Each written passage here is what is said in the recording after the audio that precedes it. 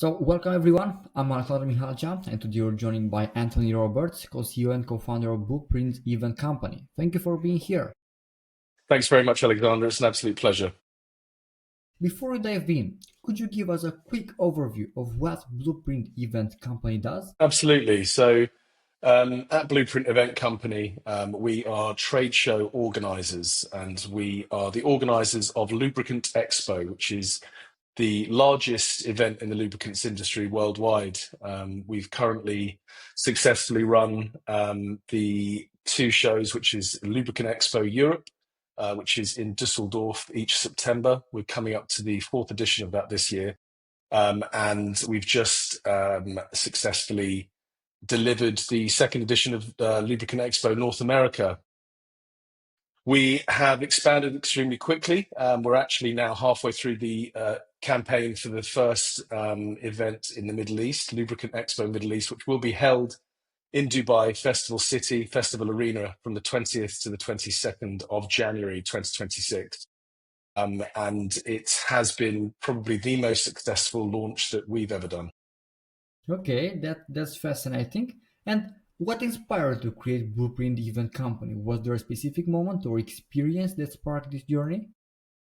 I think there's probably quite a few experiences which have led myself and my business partner Paul to where we are today. But speaking personally, I've always had a flair, a motivation to organize events, and have my own sort of small businesses. You know, from a very young age, I'd say even 9 years old, when I was at school, I'd organise school discos in classrooms with projectors for the lighting, and I'd charge each student a few penny sweets to enter the classroom disco. And I think that's where I sort of, probably initially got my hunger for sort of business. I used to also buy a lot of clothes from Hong Kong, where my dad lived at the time, and I'd bring them back to school and I would sell them to many of my friends and students at a bit of a markup, which ultimately gave me my pocket money for each week. But it obviously led on from there. I've tried out many different roles in many different industries throughout my life, being working in bars and restaurants. Hospitality was something that came very naturally to me. I enjoyed the interacting with other people. I enjoyed the trades that I was involved in. And music was a huge thing for me. So I've Really? been involved with a lot of musical events, from organising gigs at pubs, mini festivals, and also running live music events at different venues. There's been quite a few different sort of aspects in terms of events and business that I've really enjoyed, but I never really had an idea of what I wanted to be when I grew up. Yeah. And that was always the real sort of burning question was, what do I want to do? Where do I want to be, and how do I want to spend my time? Because it's so important that, when you're going to work, that it's something that you're looking forward to going to. And if you're able to find that thing that you really enjoy, and you're able to earn money from that as well, then I believe that that's, fundamentally one of the biggest things for success in life, and striving for happiness. It took me until I was about 33, 34 years old to actually understand, what I really wanted to do. I opened up a bar, live music venue, and restaurant with two friends up in East London, and we had a great time. But there was quite a lot of shortcomings. We made quite a few mistakes, but at the same time, we learned from those mistakes, and we learned that you don't want to grow too fast without structure. The bar failed because of that, and keeping a track of your cash flow is integral. And passion can't replace financial discipline. That's another thing that I learned the hard way. Um, Saying no to external distractions. For me, it's always really important to keep focus on where I can add value to the businesses that I'm involved in, and really learning resilience. The failures have helped me become more grounded and clear-minded.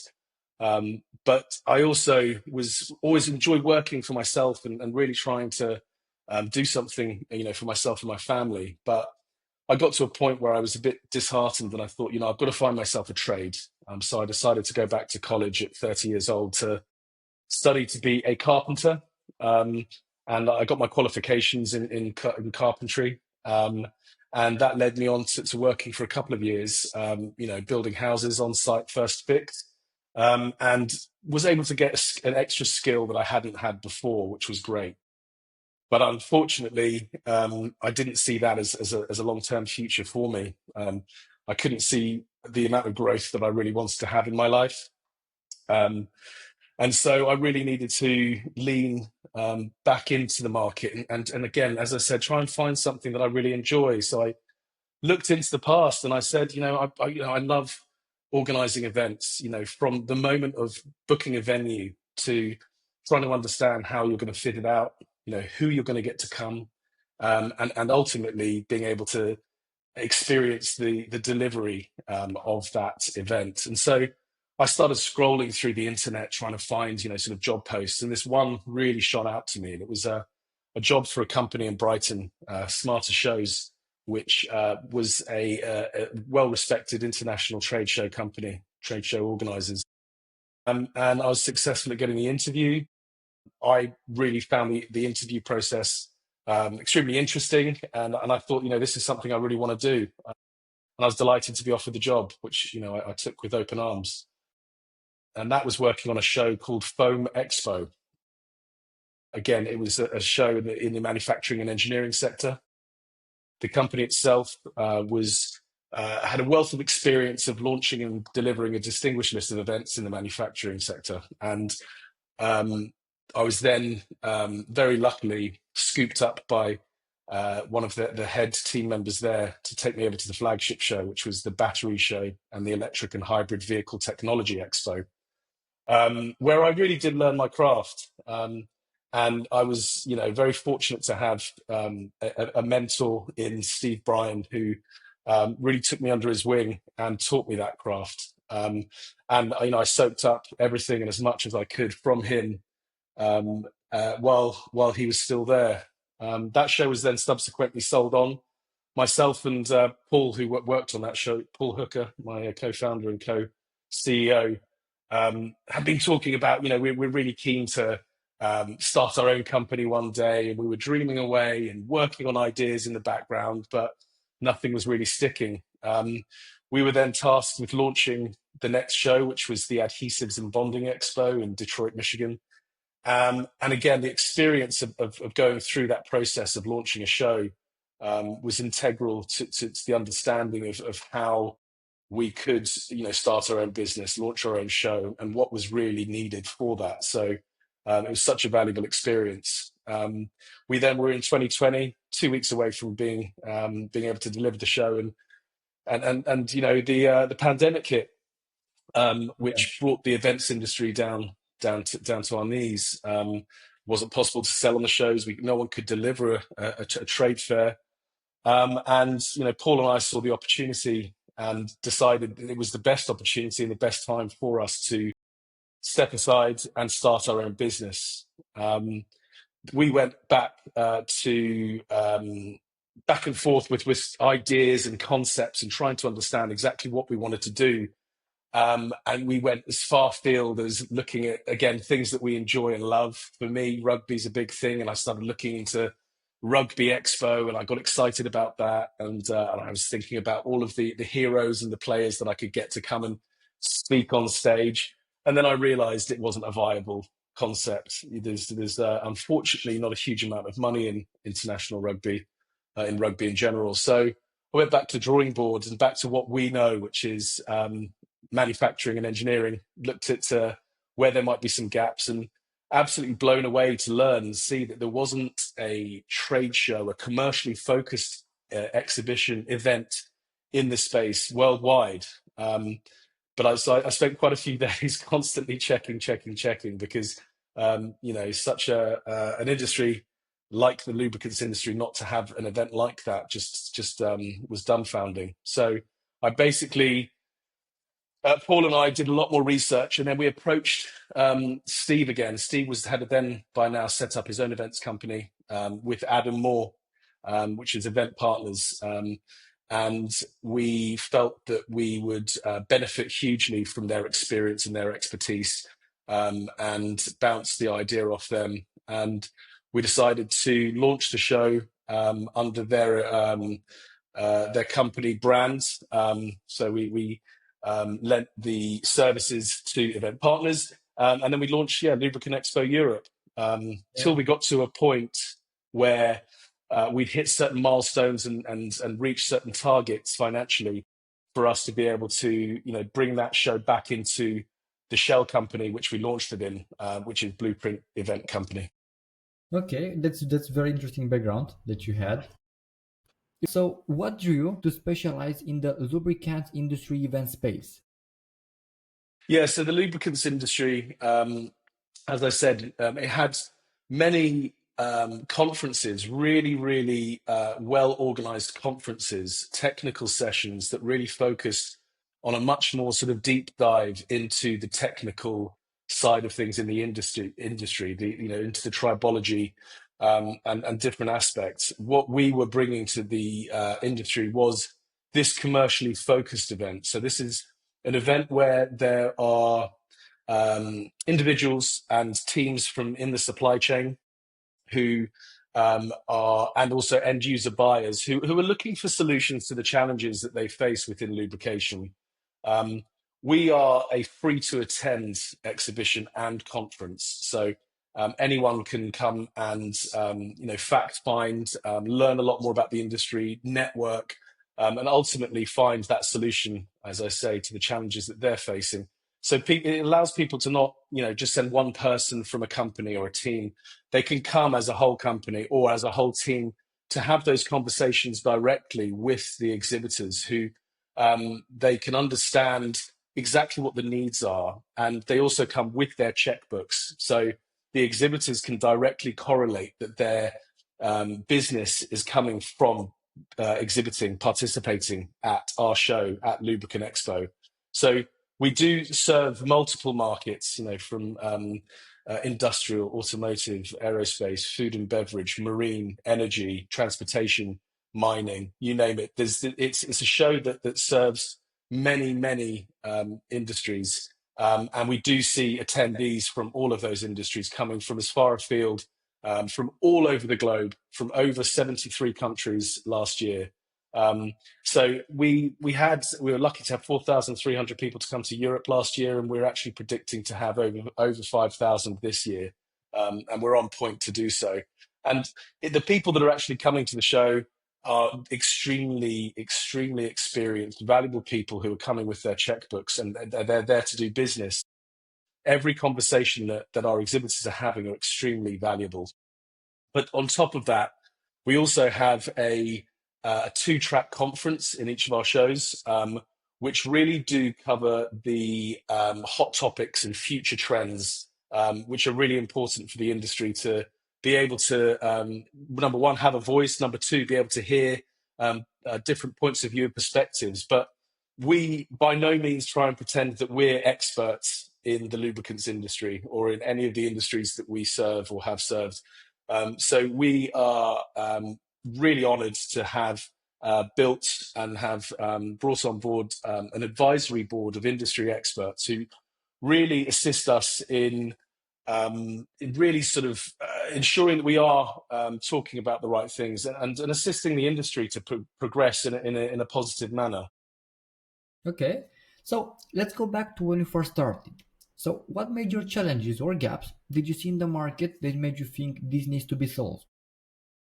Yeah, so as I mentioned, we did see the gap. We saw the fact that the lubricants industry lacked a large, inclusive, commercially focused trade show.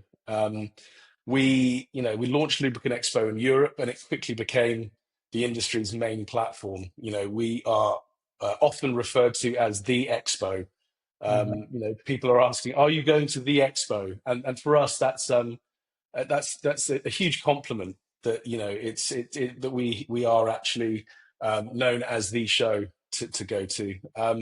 The expansion has happened dramatically fast. We when we first started, we didn't really foresee that we would grow and expand into different regions so quickly.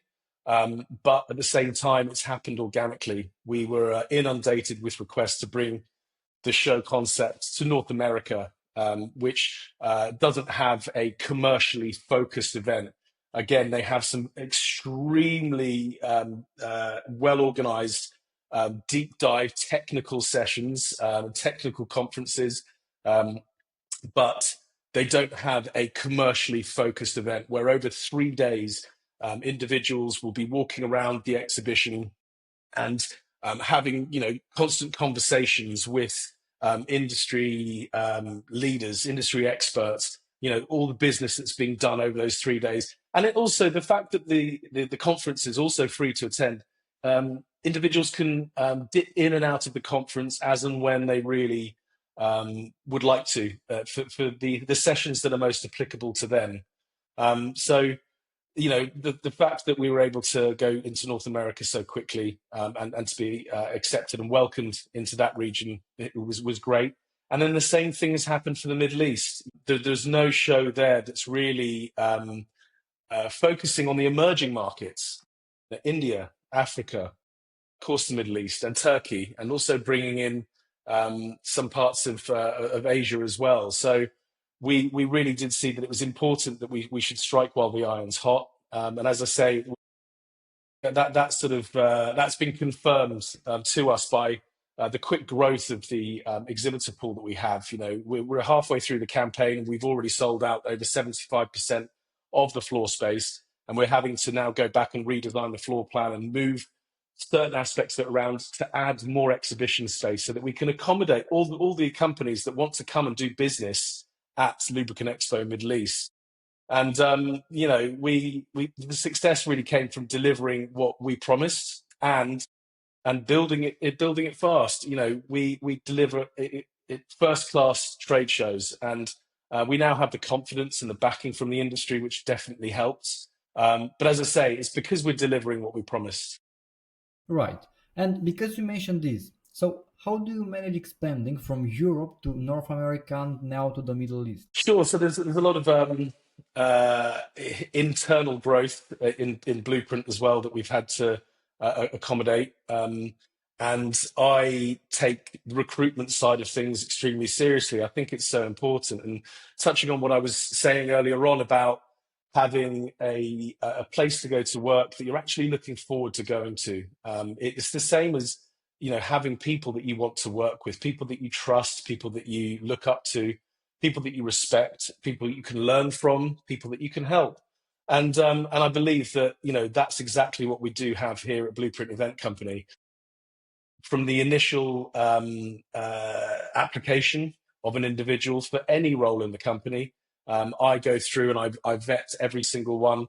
And for each position that we've had anything from 250 to over 1,000 applications for each role, which I think speaks volumes um, for our reputation as well in the industry. So I then make sure that I speak with my top between 8 to 10 candidates, and then I obviously invite my sort of top 3 to 5 in for a face to face to meet senior management, for us to really whittle down and make a decision. So the rapid growth of the shows across regions has also been reflected in the rapid growth in the company. We were outsourcing, as I mentioned, the services to event partners for the first 3 years. And it wasn't until October 2023 that Paul and I started building the team. Where we were starting, just Paul and myself in Blueprint Event Company, we're now up to 23 of us in the office. We've had to move office a few times already, as you can imagine, to accommodate the expansion. But I can honestly say that we do have the best people that there are in the industry, that are working on these shows and enjoying what they do. And that definitely is reflected in the work that everyone can see. We're constantly looking to step it up every year, every month, every year, every week, and we're looking at how we can do that and how we can improve the show and make it more successful, and a more enjoyable experience for all our stakeholders and attendees and everyone that's involved in the show itself. Our partnerships as well, with regards to who we collaborate with. We are partnered with every single leading publication and association worldwide. And we really highly respect those partnerships. It's really important that we're adding as much value to them as we possibly can as well. There are other events and associations that run events in the lubricants industry that we partner with. Just to name one, ELGI. They are a fantastic association that also run a great conference and event each year that we go to, and it was a real compliment from them. They said that they've noticed a definite uptick in registrations and attendance from for people coming to their event, and they can directly correlate that to the partnership that they have with us, Blueprint Event Company and Lubricant Expo. So that's a huge compliment, and that's something we'll continue to strive doing. We'll continue to be doing our best to make sure that we are improving to help our partners out as well. Okay, okay. So walk us through how Blueprint Event Company addresses these challenges. What makes your approach unique? So there are different challenges for different regions. The Europe was very much the focus on technical detail. There's a strong conference expectation there. There's a lot of companies, organizations didn't want to necessarily commit to participating in a booth until they understood what the conference looked like, which is very new to us. We'd normally see the conference as maybe a sort of secondary thing. We have Fleur Djonker. She is our conference director, who I can honestly say is probably one of the best conference producers in the world.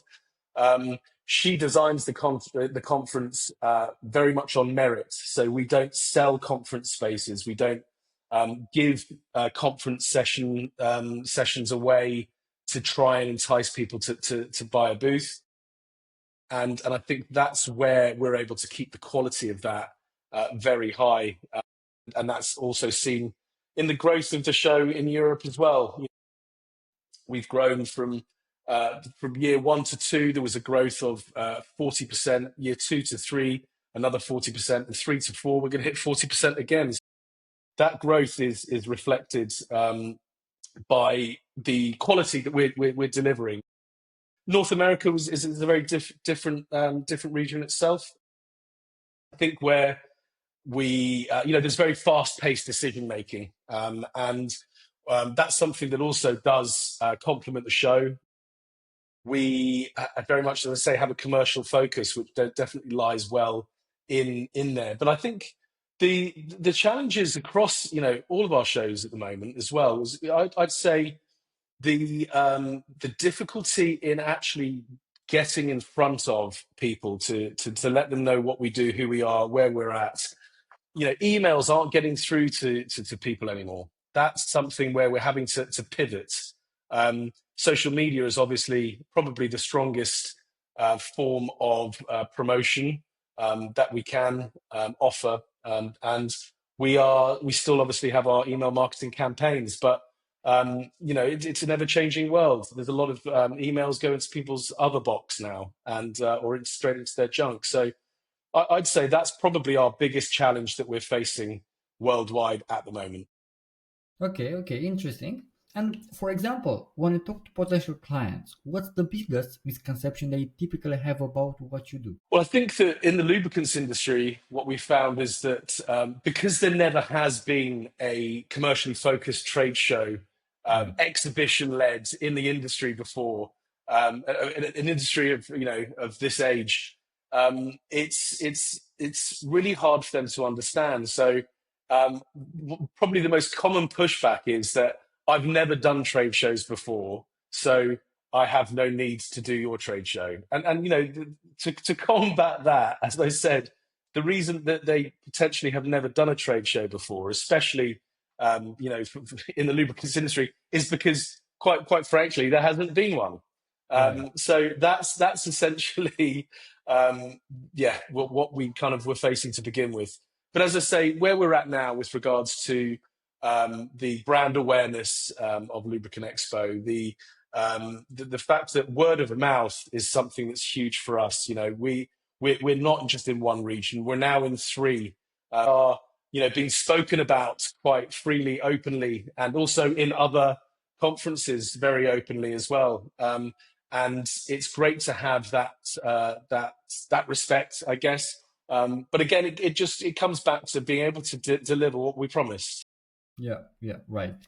So, also, could you share a specific success story of a client who saw significant results using your solution? Yeah, absolutely. There's a graphene company from Italy that I was speaking with back in year one. It was a university project that they were working on, and they were looking at trying to get some funding to come to our show. And we were in conversations, but there's a lot that obviously gets involved with coming to exhibit, to participate in an event. It's not just about coming to us and buying the exhibition space. There is also the extra bit where you then also have to orchestrate and design and build your booth. You have to be able to get promotional materials that you're wanting to sort of hand around at the show. You might want to bring some a piece of technical equipment. You also have to sort out the hotels and the flights, and so there is an investment, a significant investment being involved in the show. So a company like that did find it challenging to be able to get the funds to exhibit at the show. We stayed in touch. It was our first year. We weren't able to make too many concessions as a free to attend trade show. We run with very tight margins. We sell the exhibition space.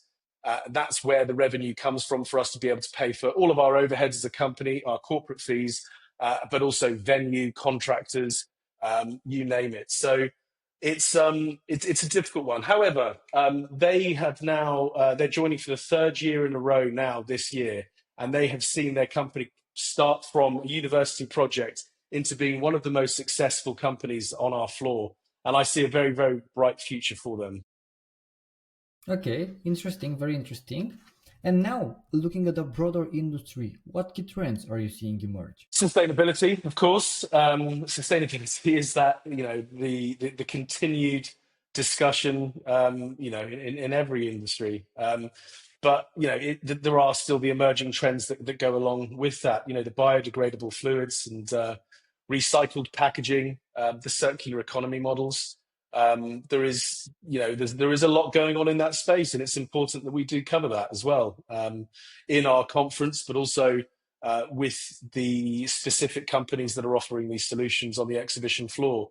Digitalization with the real time monitoring, predictive maintenance, and what's going on in that side of things is a very hot topic. And it's something that is it's a landscape that's changing constantly.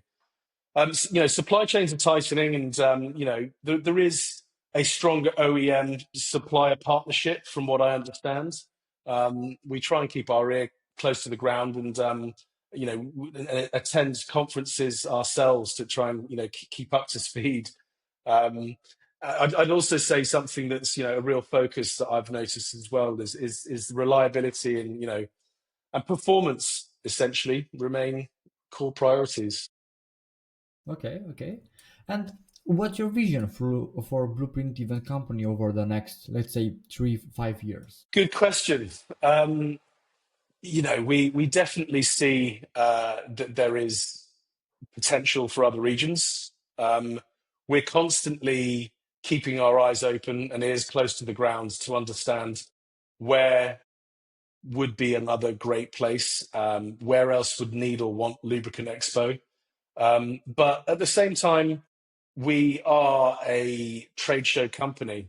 We currently focus in the lubricants industry, but we have the ability to also launch events in other spaces. So we are always thinking, looking, researching, and trying to decide where and when might be best for us to launch into a new industry. So I think, if I'm honest, I think if you keep an eye on Blueprint Event Company, you will see a lot of movement in other directions. Okay, okay, I see. And what do you think, in your opinion, most business owners are getting wrong when they're trying to address this specific problem? I think it's coming back to just keeping focus, understanding where attention is needed.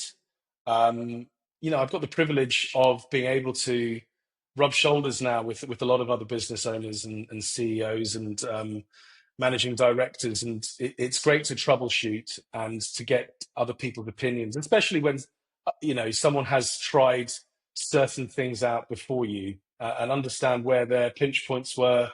Um, but I'm still very early in this game as a co-CEO, and I think I've been focusing so much on my own company. I'm sorry about that noise. It's just so happens the small piece of grass outside the back they've decided No to cut problem. today. But yeah, it's a difficult thing to say. But all I can say is I think in our industry, there's always so much going on, and there's so much passion for what we do. But it's just about keeping focus. Okay, okay. And what advice would you give to business owners who want to stay ahead of these changes? So, I mean, there's a lot of changes going on in many parts of business in general for keeping on top of. Um, Again, what the emerging trends are. AI, for example, is going to have a huge impact on every business. I think if you're a business owner and you aren't keeping an eye on that, then you're missing a trick, and you will be left behind. It's something we're constantly keeping an eye on, and trying to implement within what we do. Um, but at the same time, I think that the advice for me is again just keeping focus and keeping doing what you do well. Just keep on keeping on doing what you're doing well. Right, perfect. And for example, I have a curious, so what advice would you give to entrepreneurs about following their passion while building a sustainable business? I think start by research, start by listening. It's really important to have a deep understanding about what it is that you're wanting to do. And one thing that I think stands everyone in best stead is that research.